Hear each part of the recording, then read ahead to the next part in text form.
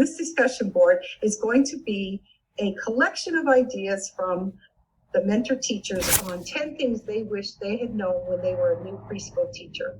And I'm going to start off with the one that comes to mind for me is, I wish someone had told me that there were going to be good days and there were going to be bad days. That when there were those days that everything went right, the children listened to you, and I went home thinking, oh, I am the best teacher ever. And then there were other days I went home thinking, I am the worst teacher ever. Why is anybody even paying me to be a teacher? And so I think if I had known that, it would have helped my anxiety a little bit. Probably would have gotten through that first year a little bit smoother if I had known that. So each of the mentors are going to share a couple of their ideas of what they wish they had known when they first started. And we're going to start with Miss T. Oh, there we go. I think there we go. Okay. Hi. Two of the ideas that I came up with in regards to things I wish I knew is the ability to be flexible. That you need to be flexible on a daily basis because no 2 days are the same, nor does anything truly go as planned. So you always need to have something in your back pocket. The other thing is that teaching isn't just about teaching. That just because you love kids doesn't mean that you can actually be a teacher, because there's so much more to it. There are many specialized positions for qualified professionals. And we wear so many more hats than a teacher that we often have to be a counselor or even a janitor. And we need to take care of things even outside of our own classrooms. And you're held responsible for things that are completely out of your control. So my two things are, you need to be flexible, and I wish I would have known that teaching was more than just teaching. All right. Next we have Allison.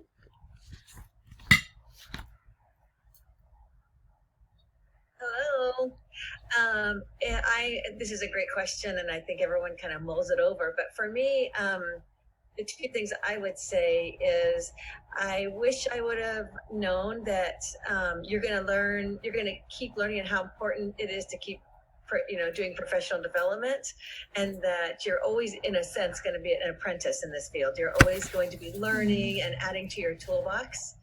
And I think that if you really like learning new things, it's a great profession for you. And I think the other one is, I wish I would have known how important it is, your family teacher communication, how much we spend getting to know our families and encouraging parents and listening to them and trying to make a true partnership with families. And those are the two things I think I would have liked to know way back when I became a lead teacher. All right, thank you, Allison. Next we have Diane.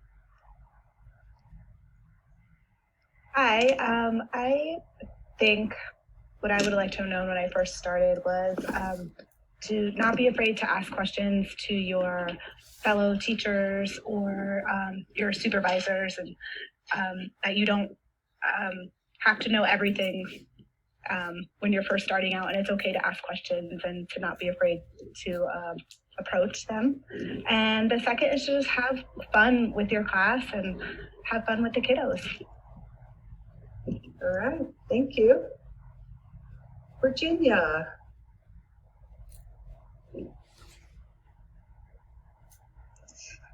Gosh, that's a hard question because that was so long ago. And I remember when I started that I think back of what I used to do and what I do now, and it's so different. So I think back then I wish I knew what was more appropriate for child development or teaching kids. What I'm saying is like no worksheets for kids, because that's what I was doing. So I wish I knew that wasn't appropriate. But back then that's what they were teaching us to do. And I would say just being prepared and have teach yourself songs and finger plays so that you're ready to engage with the kids. And back then I wish I knew what I know now, And that is making connections with the kids makes a huge difference, especially with those kiddos that are a little bit hard to work with. If you have a connection with them and they feel safe with you, then they're more likely to listen to you. So I wish I knew that back then. All right, thank you. Jennifer, I've unmuted you. Okay, so the two things I wish I would have known is it's okay to not, when a young child asks you something, it's okay to tell them that you don't know and that you're going to find out later, because once you tell them an answer, they're going to hold you to it. So, and it's okay for them to see that you're learning alongside with them. And then the other thing I wish I would have known is to always have an extra pair of clothes, because you're going to get dirty, something gross is going to happen to you, or who knows what, and you want to be prepared for that so that you can enjoy your time with the children and not be worried. So that's what I wish I would have known. Thank you, Jennifer. Lisa, I'm unmuting you. All right. Well, I absolutely agree with all those things that have already been said. Yes. The two things that are on my mind are probably there because I'm still trying to refine them. One being plan for documentation. Mm-hmm. How to intentionally put that into your lessons, give yourself time to observe and collect data and stay organized and use all that data as you're collecting it. Don't just pile it up in a little box of used papers. It's not a good system. So I feel like I'm still refining my system, but it is getting better. And the other one is setting clear expectations from the very start, from the very first day. Don't wait until things are, crumbling to realize that you need to set some expectations. Start from the very first day and be consistent. All right, thank you, Lisa. Maria, I'm unmuting you. Maybe. Like Lisa had said, I agree with all those things everyone has said, but I think one of the things that come to mind is knowing that parents are incredibly helpful when reaching their children or how to best teach them, because they know their child the best and they want the best for their child, and I want them to see me as their partner and not someone that wants to teach them how to raise their children. So that has been one. And then the second one is that teaching takes a lot of time, not just in the classroom, but when you go home, you're still a teacher.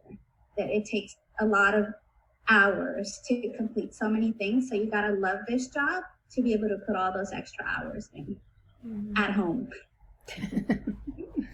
All right, Debbie. Hi. The two things that come to my mind are a daily schedule and gifting yourself with knowing the child development courses at Miracosta College.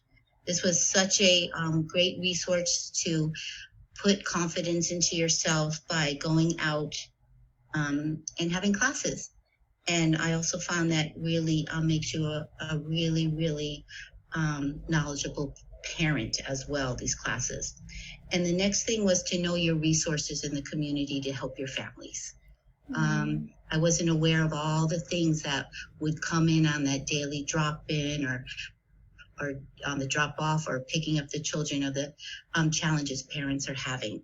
So having the resources for yourself to gift yourself to be the very best you can be, and sources to help your parents be the best they can be for their children. All right, thank you. I'm unmuting Melanie, who is one of the longest time mentors that we've had in our program. 30 years ago, I was as young as the kids. No, I, like everyone else has said, I agree with what everyone else has said.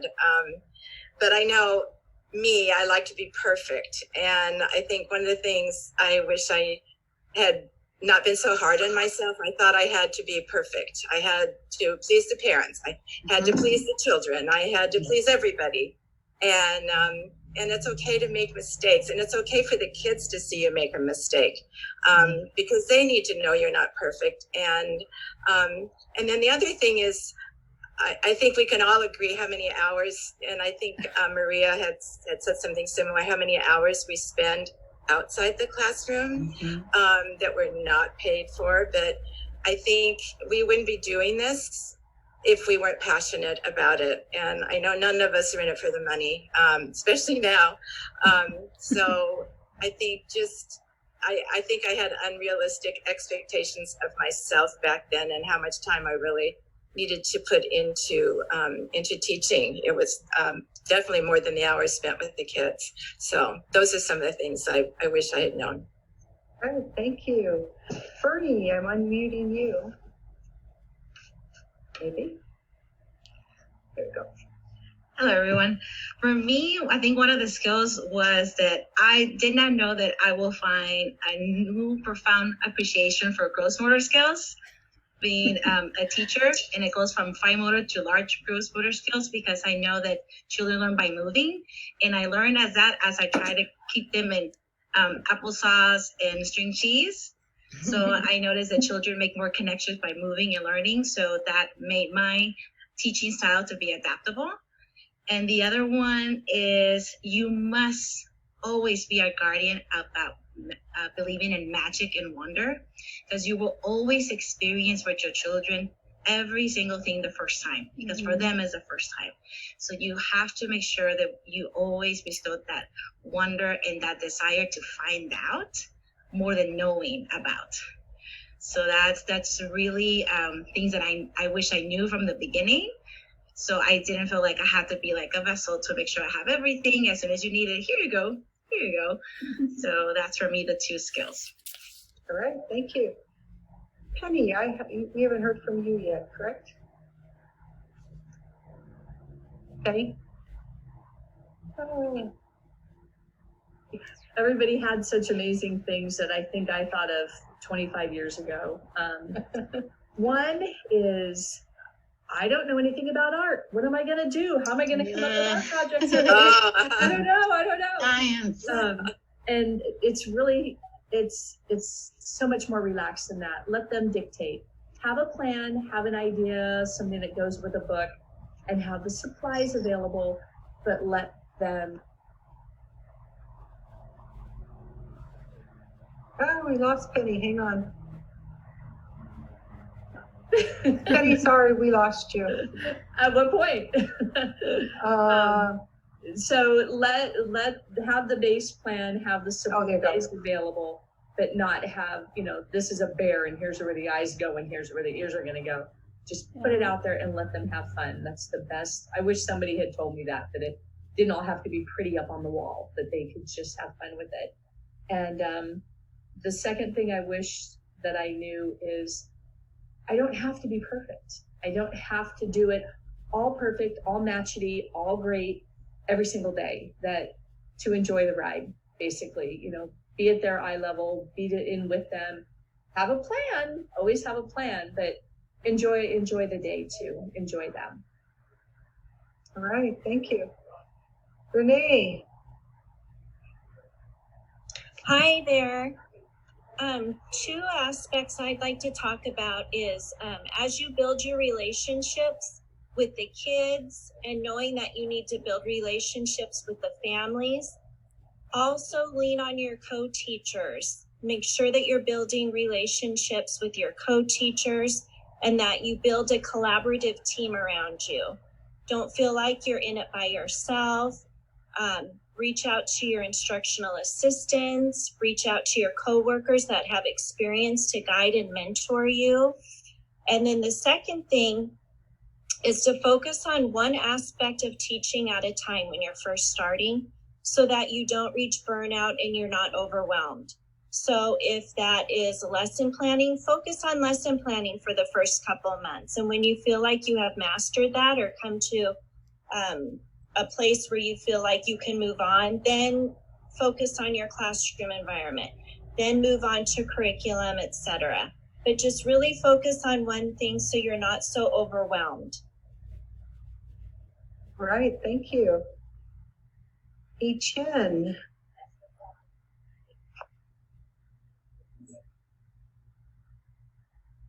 Okay.